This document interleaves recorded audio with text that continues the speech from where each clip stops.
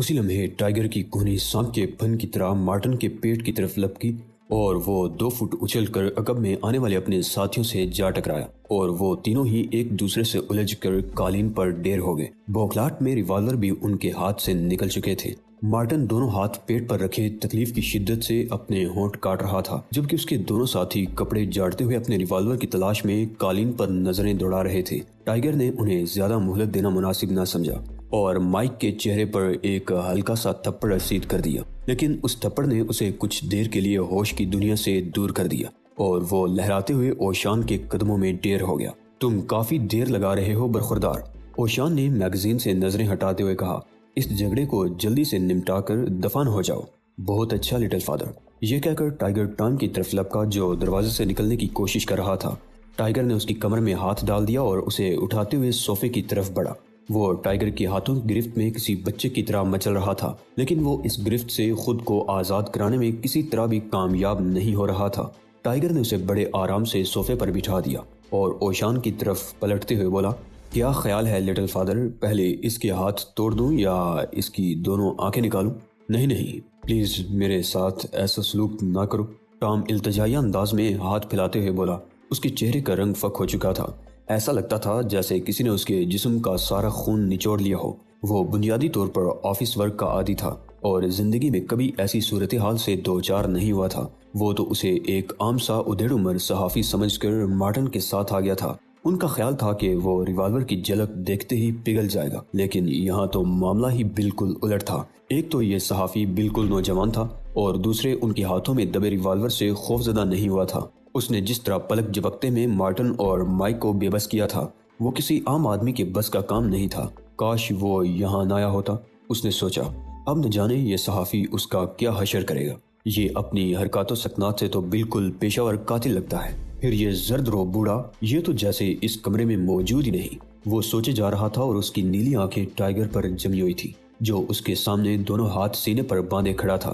اچھا تو تمہارے ساتھ ایسا سلوک نہ کروں؟ ہاں، ٹائیگر اس کے کاندھے پر ہاتھ رکھتے ہوئے بولا۔ جواباً ٹام صرف تھوک نکل کر رہ گیا۔ ٹھیک ہے پیارے، اگر تم چاہتے ہو کہ تمہارے ساتھ ایسا سلوک نہ کیا جائے تو پھر شروع ہو جاؤ۔ ہمیں صرف اتنا ہی حکم دیا گیا تھا کہ تمہارے بارے میں تحقیق کریں کہ تم کون ہو اور تمہارے معلومات کے ذرائع کیا ہیں۔ ہم نے اس سلسلے میں تمام ذرائع استعمال کر لیے، لیکن ہمیں کوئی کامیابی نہیں ہوئی۔ کسی بھی ادارے کے پاس تمہارا ریکارڈ نہیں اور نہ ہی ٹائم کی انتظامیہ تمہارے متعلق کچھ جانتی ہے۔ یہ کہہ کر وہ سانس لینے کے لیے رکا۔ ٹائیگر نے اس کی یہ کیفیت دیکھ کر فریج سے پانی کی بوتل نکال کر اسے تھما دی۔ ٹام نے پانی گلاس میں اڈیلنے کی بھی زحمت گوارا نہ کی اور بوتل منہ سے لگا کر گھٹا گھٹ پی گیا۔ ٹائیگر خاموشی سے اسے پانی پیتے دیکھتا رہا۔ اس اثناء میں اوشان، جو اپنی پسندیدہ کہانی ختم کر چکا تھا، اٹھ کر ٹام کے عقب میں آ گیا اور دھیرے دھیرے اس کی کن پٹیاں سہلانے لگا۔ اوشان کے اس عمل سے ٹام کو یکبارگی سکون کا احساس ہوا اور وہ احسان مند نگاہوں سے اسے دیکھنے لگا۔ یہ بوڑھا جو چند لمحے قبل تک روح قبض کرنے والا فرشتہ نظر آ رہا تھا، اب سراپا رحمت لگ رہا تھا۔ کہو میرے بیٹے، تمہارے مالک کو شہزاد کے بارے میں معلومات کیوں درکار ہیں؟ اوشان نے بڑی شفقت سے اس کے کندھے پر ہاتھ رکھتے ہوئے کہا۔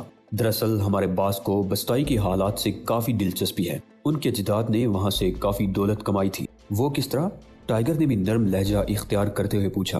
ہیروں اور غلاموں کی تجارت سے، لیکن اب کسی خفیہ تنظیم نے انہیں دھمکی دی ہے کہ وہ ان کے خاندان سے ان کے ہم وطنوں پر ہونے والے مظالم کا بدلہ لے گی۔ اسی لیے پچھلے 1 سال سے باوجود سخت سیکیورٹی کے ان کے خاندان کی کئی نوجوان لڑکیاں بھیانک انداز میں قتل ہو چکی ہیں۔ ابھی پچھلے دنوں ان کا ایک لڑکا افریقہ کی سیاحت کے لیے گیا تھا، لیکن لاپتہ ہو گیا۔ آخری اطلاع کے مطابق اسے بستائی کی طرف جاتے دیکھا گیا تھا۔ مسٹر گرام نے پریس تک تنظیم کی دھمکی اور جیمز فوسٹی کی گمشدگی کی خبر نہیں جانے دی۔ وہ ذاتی طور پر اس مسئلے سے نمٹنا چاہتے ہیں۔ تم یقین کرو، وہ تمہیں مدد کا منہ مانگا معاوضہ دیں گے۔ ان کے پاس دولت کا انبار ہے، وہ دنیا کی ہر شے خرید سکتے ہیں۔ ٹام کے آخری الفاظ پر ٹائیگر نے برا سا منہ بنا لیا۔ لیکن میرا شمار ان چیزوں میں نہیں ہوتا مسٹر ٹام، جسے تمہارے باس کی دولت خرید سکتی ہے، لہٰذا اب تم انہیں اٹھا کر چلتے پھرتے نظر آؤ۔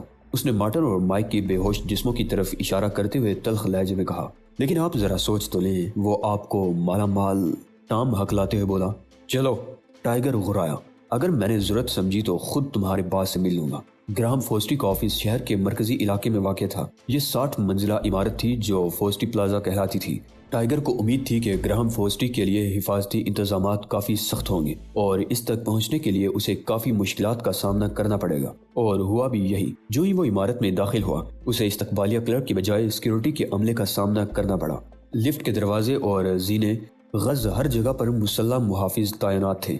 فرمائیے، ایک محافظ نے جو اپنی وردی پر لگے ہوئے بیج سے سیکیورٹی چیف لگتا تھا، ٹائیگر کو مشتبہ نظروں سے دیکھتے ہوئے بولا۔ مجھے تمہارے باس گراہم فوسٹی سے ملنا ہے اور ضروری ہے، ٹائیگر نے مسکراتے ہوئے کہا۔ کیا ملاقات کا وقت ہے؟ سیکیورٹی چیف نے اسی لہجے میں پوچھا۔ ہاں، وہ میرے منتظر ہوں گے، انہوں نے مجھے 11 بجے بلایا تھا اور اب صرف 2 منٹ باقی ہیں۔ سیکیورٹی چیف نے فوراً ہاتھ میں دبی ڈائری کے ورق پلٹے، پھر دوسرے ہی لمحے وہ ٹائیگر کو کڑی نگاہوں سے گھورنے لگا۔ اس کا ایک ہاتھ بیلٹ میں اڑسے ہوئے ریوالور پر جم گیا۔ کون ہو تم مسٹر، اور باس سے کیوں ملنا چاہتے ہو؟ سیکیورٹی چیف غراتے ہوئے بولا۔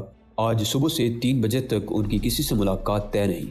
حیرت ہے، ٹائیگر نے چونکنے کی اداکاری کرتے ہوئے کہا۔ ویسے اس کی تمام حیثیات بیدار ہو چکی تھی اور وہ ہونے والے ہنگامے سے نمٹنے کے لیے پوری طرح تیار تھا۔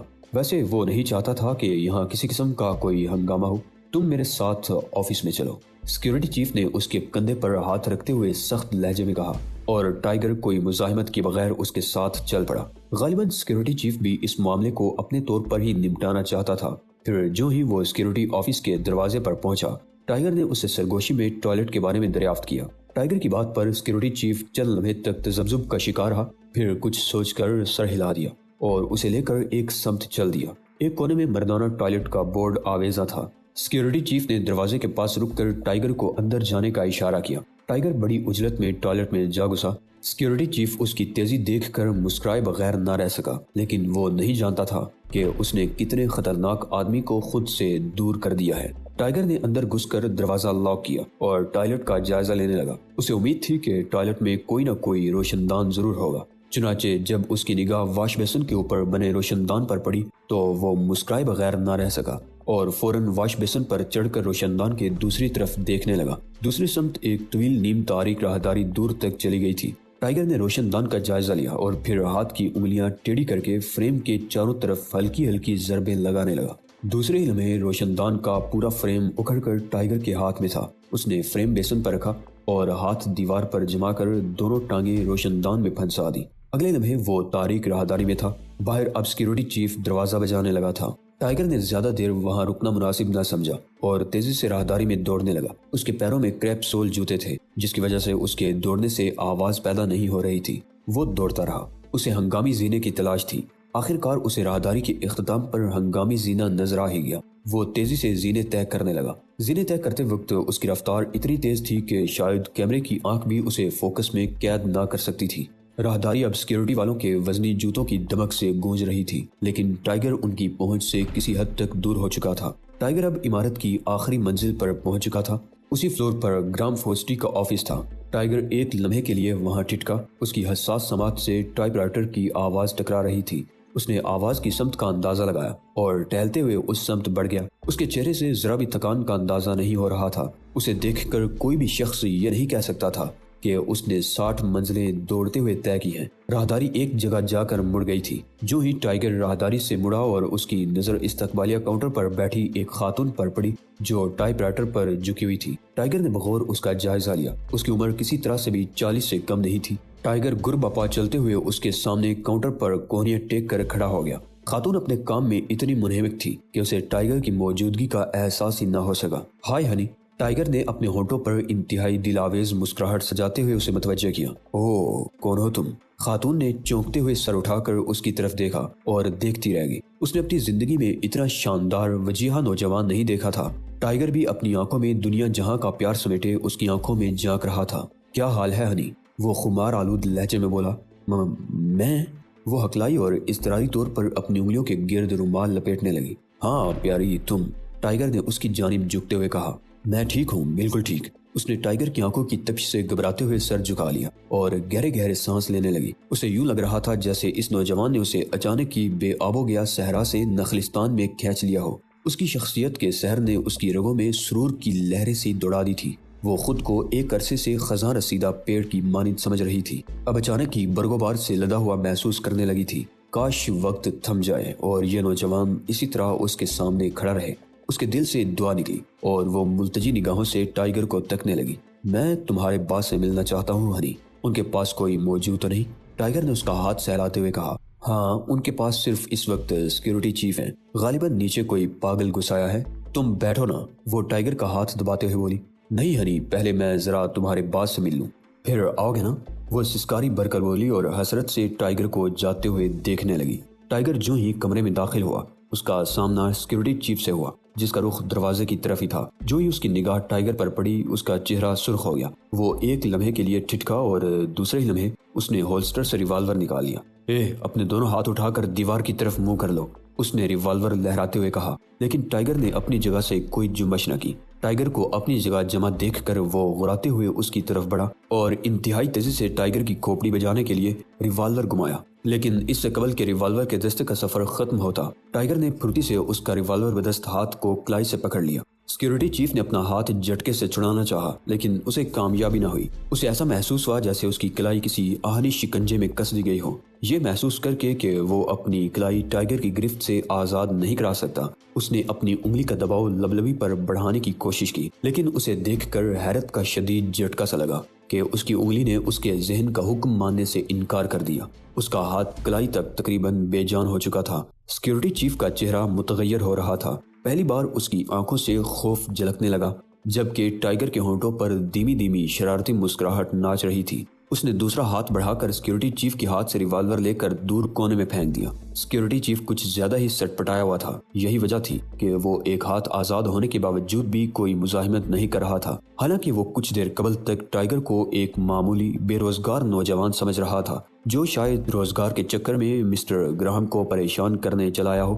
لیکن اب وہ اپنی زندگی کے سب سے زیادہ حیرت انگیز منظر نہ صرف دیکھ رہا تھا، بلکہ خود بھی اس کا حصہ تھا۔ ابھی وہ خود کو حیرت کے ان شدید جھٹکوں سے آزاد بھی نہیں کر پایا تھا کہ اس نے خود کو پہلے فضا میں بلند ہوتے اور پھر تیرتے ہوئے پایا، لیکن اس سے قبل کہ فضا میں اس کی پیراکی تمام ہوتی، اس کے ذہن میں جنم لینے والی دہشت نے اسے ہوش و خرد سے بیگانہ کر دیا، اور وہ اپنے بھاری بھرکم جسم کو دیوار سے ٹکراتے اور پھر قالین پر گرتے ہوئے نہ دیکھ سکا۔ نوجوان، اگر تمہیں اس کھیل کود سے فرصت مل جائے تو مجھ سے بھی دو باتیں کر لینا۔ ٹائیگر، جو سیکیورٹی چیف کے جسم پر جھکا ہوا اس کی نبض ٹٹول رہا تھا، یہ پاٹدار آواز سن کر چونک گیا۔ اس نے پلٹ کر آواز کے مخزن کی طرف دیکھا تو اس کی نظر وسیع ٹیبل کے عقب میں بڑی سی ریوالونگ چیئر میں دھنسے ایک منخری سے جسم پر جم گئی، جس کے سر کے بال برف کی مانند سفید تھے اور جھریوں نے اس کے چہرے پر انگنت نقش و نگار بنا رکھے تھے۔ پہلی نظر میں کوئی بھی شخص اسے ہنوت شدہ لاش ہی قرار دے سکتا تھا، لیکن اس کی چمکدار اور روشن آنکھیں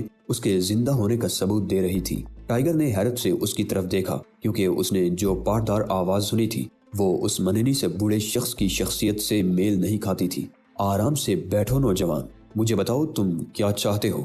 بوڑھے کے لب پھر ہلے اور ٹائیگر ایک طویل سانس لے کر ٹیبل کے سامنے پڑی کرسی پر نیم دراز سا ہو گیا۔ اس کی نگاہیں بوڑھے کی آنکھوں پر جمی ہوئی تھی، جس میں خوف و دہشت کی بجائے تحسین کے جذبات تھے۔ نوجوان، اگر تم بستائی کے ایجنٹ ہو تو مجھے بتاؤ وہ لوگ مجھ سے کیا چاہتے ہیں؟ بوڑھے نے انگلیوں سے بالوں میں کنگھی کرتے ہوئے پوچھا۔ ایسا کرتے ہوئے اس کی انگلیوں میں پہنی ہوئی ہیرے کی انگوٹھیاں چمک اٹھی۔ میں نہ تو بستائی سے متعلق ہوں اور نہ ہی ان کا ایجنٹ، بلکہ میں صرف یہ جاننا چاہتا ہوں کہ تم نے اپنے کتوں کو میرے دروازے پر بھونکنے کی اجازت کیوں دی؟ ٹائیگر بدستور اس کی آنکھوں میں جھانکتا ہوا بولا۔ ابھی اس نے اپنی بات ختم ہی کی تھی کہ دروازہ ایک دھماکے سے کھلا اور درجنوں کے حساب سے سیکیورٹی کا عملہ کمرے میں گھس آیا۔ ان کے ہاتھوں میں ٹامی گنیں دبی ہوئی تھی اور ان کا رخ ٹائیگر کی سمت تھا۔ آپ ٹھیک تو ہیں سر؟ ایک محافظ نے ہانپتی ہوئی آواز میں پوچھا۔ ٹائیگر کے ہاتھ کرسی کے دستوں پر مضبوطی سے جم گئے اور وہ کسی فوری عمل کے لیے خود کو تیار کرنے لگا۔ اس کی نظریں بدستور بوڑھے گراہم پر جمی ہوئی تھی، جس کے ہونٹوں پر اب دھیمی دھیمی مسکراہٹ تھی۔ ہاں میں ٹھیک ہوں، تم لوگ جاؤ۔ اس نے مسکراتے ہوئے انہیں باہر جانے کا اشارہ کیا تو سیکیورٹی کا عملہ حیرت سے اس کا چہرہ تکنے لگا۔ ان کی گنوں کا رخ اب بھی ٹائیگر کی سمت تھا۔ اس نے محافظوں کو تذبذب میں دیکھا تو اس کی آنکھوں میں ناگواری کے تاثرات جنم لینے لگے اور وہ کڑے لہجے میں بولا، جاؤ میں ٹھیک ہوں، اور اپنے نکمے چیف کو بھی اٹھا لے جاؤ۔ محافظ بادل نخواستہ سیکیورٹی چیف کو اٹھا کر کمرے سے نکل گئے۔ اچھا تو نوجوان، بوڑھا مسکراتے ہوئے بولا، تو تم ہو وہ صحافی جو آج کل افریقہ پر اتھارٹی سمجھا جاتا ہے؟ ہاں، میرا نام ہی شہزاد احمد ہے۔ ٹھیک ہے نوجوان، تمہیں میرے ملازمین کی وجہ سے جو کوفت اٹھانی پڑی ہے میں اس پر معذرت چاہتا ہوں۔ اب تم میری چند باتیں ذرا غور سے سن لو۔ میرے اجداد کا تعلق انگلستان سے ہے۔ وہ امریکہ کی دریافت کے بعد یہاں آ گئے اور بہت سے افریقہ کی طرف سونے اور ہیروں کی کانوں کی تلاش میں چلے گئے۔ یہاں ہمارے لیے سب سے بڑا خطرہ ریڈ انڈین کے حملوں کا تھا جو وہ لوگ آئے دن ہم پر کرتے رہتے تھے، لہٰذا ہم نے افریقہ سے بھاری تعداد میں غلام درآمد کیے، اور پھر جب ہمارے لوگوں نے وہاں سونے اور ہیرے کی کانیں دریافت کی تو ہم نے اپنے کاروبار کو کافی وسیع کر لیا۔ لیکن پھر حالات بدل گئے، غلاموں کی تجارت پر پابندی لگ گئی، افریقہ میں بھی ہم لوگوں کے خلاف بغاوتیں ہونے لگی۔ یہ کہہ کر اس نے اپنی آنکھیں موند لی اور کرسی کی پشت سے سر ٹیک دیا۔ کچھ دیر بعد اس نے ایک ٹھنڈا سانس بھرا، کہنے لگا، پھر ہمیں وہاں سے بھی نکلنا پڑا۔ میں اپنے خاندان کا سب سے آخری آدمی تھا جو وہاں سے نکلا۔ اب ایک عرصے بعد نہ جانے کون اور کیوں مجھے ذہنی اذیت پہنچانے پر تلا ہوا ہے۔ پہلے مجھے ایک خفیہ تنظیم کی جانب سے دھمکی ملی، پھر میرے خاندان کی کئی لڑکیاں یکے بعد دیگرے غائب ہوئی، کچھ قتل ہو گئی۔ اب ایک ماہ قبل میرا بیٹا جیمز دنیا کی سیاحت کرتے ہوئے افریقہ چلا گیا اور لاپتہ ہو گیا۔ اس کے بارے میں آخری اطلاع یہی ہے کہ وہ بستائی کی طرف جاتے ہوئے دیکھا گیا ہے۔ پھر مجھ سے آپ کیا چاہتے ہیں؟ آپ کے بیٹے کی گمشدگی میں میرا تو کوئی ہاتھ نہیں، ٹائیگر نے بے پرواہی سے کندھے اچکاتے ہوئے کہا۔ وہ گراہم کی اس رام کہانی سے ذرا بھی متاثر نہیں ہوا تھا، بلکہ وہ اسے اس سے بھی زیادہ سخت سزا کا مستحق سمجھتا تھا جو اسے مل رہی تھی۔ میں نے تمہارے مضامین سے یہ اندازہ لگایا ہے کہ تمہیں بستائی کے اندرونی حلقوں تک رسائی حاصل ہے۔ میں چاہتا ہوں کہ تم اپنے طور پر جیمز کی بازیابی کے لیے وہاں جاؤ، میں تمہیں اس کا منہ مانگا معاوضہ دوں گا۔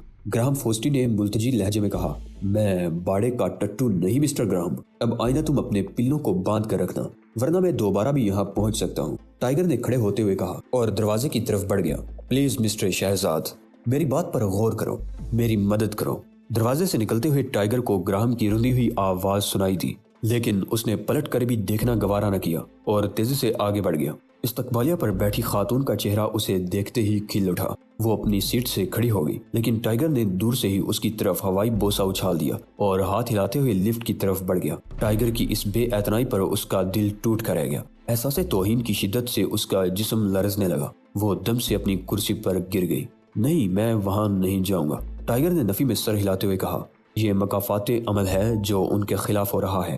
سویٹ ہارٹ، آپ کیوں اپنی انرجی ضائع کر رہے ہیں؟ سمجھنے کی کوشش کرو ٹائیگر، بہرام نے نرم لہجے میں کہا۔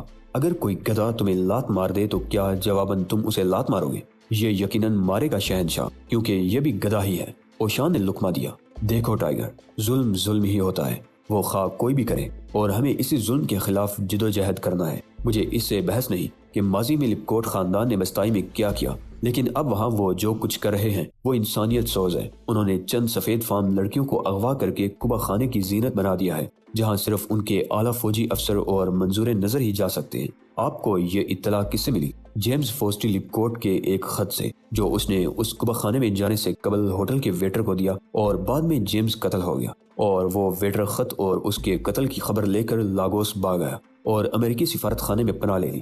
بہرام دونوں ہاتھ پشت پر باندھے کمرے میں ادھر ادھر ٹہل رہا تھا۔ اوشان کمرے کے وسط میں کمل کا آسن جمائے بیٹھا تھا اور اس کی آنکھیں بہرام کے ساتھ ساتھ حرکت کر رہی تھی، جبکہ ٹائیگر اس کے سامنے کرسی پر نیم دراز تھا۔ ہم نے گراہم فوسٹی کو اس کے بیٹے کے قتل کی اطلاع نہیں دی ہے، بلکہ صرف گمشدگی کے متعلق بتایا ہے۔ اب یہ تمہارا کام ہے کہ تم وہاں جاؤ اور حالات کا مشاہدہ کرتے ہوئے اپنے طور پر جو چاہو کارروائی کرو۔ تمہیں وہاں تنظیم کی طرف سے یا امریکی حکومت کی طرف سے کوئی مدد نہیں ملے گی، بس اب تیاری کرو، یہ میرا حکم ہے۔ یہ کہہ کر بہرام تیزی سے باہر نکل گیا اور ٹائیگر خالی دروازے کو گورتا رہ گیا۔ جیپ کچے اور ناہموار راستے پر تیزی سے ہچکولے کھاتی اپنا سفر طے کر رہی تھی۔ نیگرو ڈرائیور خاموشی سے کسی سنگی بت کی طرح اسٹیئرنگ وہیل دونوں ہاتھوں سے تھامے جیپ کو کنٹرول کر رہا تھا۔ اس کی آنکھیں ونڈ سکرین پر جمی ہوئی تھی اور اس کے انداز سے مشاکی کا اظہار ہوتا تھا، ورنہ ایسے ناہموار راستے پر اس طرح تیز ڈرائیونگ خودکشی ہی کی مترادف تھا، کیونکہ ایک تو راستہ ناہموار تھا اور دوسرے قدم قدم پر گہرے کھڈ منہ کھولے انہیں نگلنے کے لیے تیار تھے۔ ٹائیگر سفر شروع ہونے کے چند لمحے بعد ہی ڈرائیور کی مہارت کا قائل ہو گیا تھا۔ یہی وجہ تھی کہ وہ اطمینان سے نقشہ اپنے گھٹنوں پر پھیلائے اس کا جائزہ لینے میں مصروف تھا، جس میں جگہ جگہ بعض ناموں کے گرد چھوٹے چھوٹے سرخ دائرے بنے ہوئے تھے۔ یہ نقشہ اسے روانگی سے قبل بہرام نے دیا تھا کہ اسے اب اسی نقشے کے مطابق سفر کرنا ہے، لیکن ٹائیگر یہ دیکھ کر حیران ہوئے بغیر نہ رہ سکا تھا کہ اس کی منزل بستائی کا دارالحکومت بستاؤ نہیں، بلکہ بستائی کا ایک دور دراز صوبہ کزان ہے، جس کا 80% حصہ گھنے جنگلات سے گھرا ہوا ہے، یعنی گھنے جنگلات اس کے لیے حفاظتی فصیل کا کام دیتے تھے۔ بستائی کا یہ صوبہ افریقہ کے ایک اور چھوٹے سے غیر اہم ملک تانگا سے ملتا تھا، جس کی آبادی مجموعی طور پر 15-20 ہزار نفوس پر مشتمل تھی۔ یہ اتنا چھوٹا ملک تھا کہ نقشے میں بھی اس کی نشاندہی ایک انتہائی باریک نقشے سے کی گئی تھی۔ ٹائیگر نے لاگوس کا نسبتاً آسان راستہ چھوڑ کر اس دشوار گزار راستے کے انتخاب پر کافی نکتہ چینی کی تھی، لیکن اس نکتہ چینی کا مقصد بہرام کے پروگرام پر اعتراض کرنا نہیں تھا، بلکہ وہ چاہتا تھا کہ بہرام اسے ذرا کھل کر حقائق سے آشنا کرے۔ بات دراصل یہ ہے ٹائیگر کہ یہ معاملہ صرف لپکوٹ خاندان کے وارث کی گمشدگی کی حد تک ہی نہیں بلکہ اس سے بھی بڑھ کر ہے۔ بہرام نے سنجیدگی سے کہا تھا، مختصر الفاظ میں تم اسے اس طرح سمجھ لو